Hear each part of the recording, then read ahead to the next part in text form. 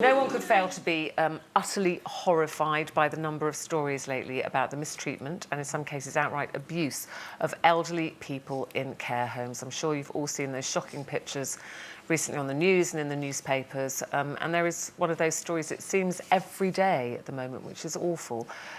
So do we worry about who's going to look after us when we're elderly? Who can you trust these days to care for your loved ones? And Toyah, it was really interesting that you're here today and this subject came up, because I know you did care for both of your parents, didn't you? I cared the last for mine years of their lives. 10 years. Yeah. And in the beginning, they were very independent. They started to get more and more demanding. My father needed to be needed, and it was interesting to see that path of him aging. He would let himself into my home. Whenever I had to sit down and write something, he'd appear in the room wanting to be taken out. And it was trying to find that balance between working and showing how much I loved them and appreciating everything they sacrificed for me when I was a child, and just finding that balance. But towards the end, when my father had a stroke, so that came as a surprise, obviously, but my mother had cancer. And in the last 2 years of her life, we had a fantastic relationship. Which you hadn't had, had No, you we before? never got on. Yeah. We actively hated each other, but Really? loved That each bad? other.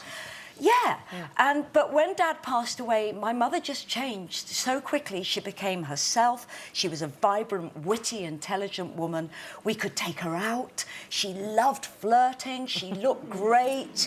She was funny, a really funny lady. But she didn't tell any of us the symptoms she had, and they were chronic. And I found her outside my home because she lived nearby. And she said, Toyah, I don't know what to do. I'm losing so much blood. So we got her in the car and we took her to A&E. And she was riddled with cancer. And she knew she hadn't told anyone for about 3 years, and it had got to the point where she was just going to go. And it was difficult because she kept telling everyone, oh, I'm all right. No, you don't have to do anything. No, I'm absolutely fine. Because they don't want to worry their children. They don't want to worry. I thought she had no spiritual belief. I thought there was, is she ill, isn't she ill? But then it got to the point 5 days before she actually passed away, and she wasn't on any pain relief. And I asked the hospice, who were wonderful, and you must have experienced this. I said, please, my mother has to have pain relief. The cancer's in her stomach. This isn't going to be good. So they sent an ambulance. My mother sent it away. She sent 3 ambulances away, and I eventually went round and I said, Mum, you can't continue like this. It'll be a really bad death. You've got to go to the hospice. And she said, I want to be here. And I said, OK, we'll get you to the hospice. We'll get you on pain control. We'll get you back.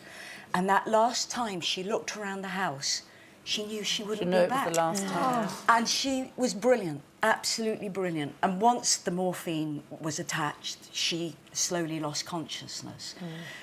It was extraordinary. Has it made you think, because we were discussing it this morning, all our different experiences with elderly parents and loved ones, has it made you think, who will be around to care for me and what would you like? Because you often hear people saying, don't you think about putting me in a home? Don't you put me in one of those places? I think you have to plan, and we don't talk about it. No. If my parents talked to me about what they wanted, because really, we should continue living right till the end. We're not living to die, we're living to live. And I just wish...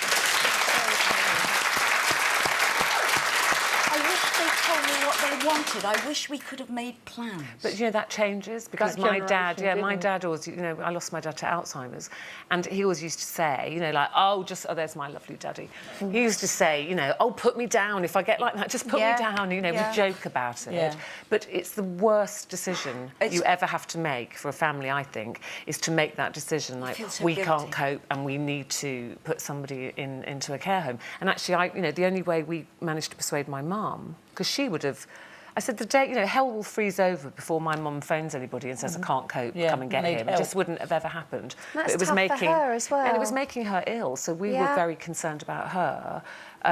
But the thing is, people can say one thing to you and say, oh, don't ever do that to me, don't put me in that place. But then when they're saying that to you, you're younger and they're younger. But it's when the reality hits, my sister and I were both working full-time, we both had children, we lived up here, they were in Cornwall. I mean, it's just impossible. But the guilt you feel is huge. absolutely huge. But listen, both my parents are dead now and my sister's dead, so I'm kind of like the end of the line. But I feel very strongly now that if I get dementia, just give me a plastic bag, I'll put it over my own head. I am not going to care home. If you've enjoyed that, then why not click here for more?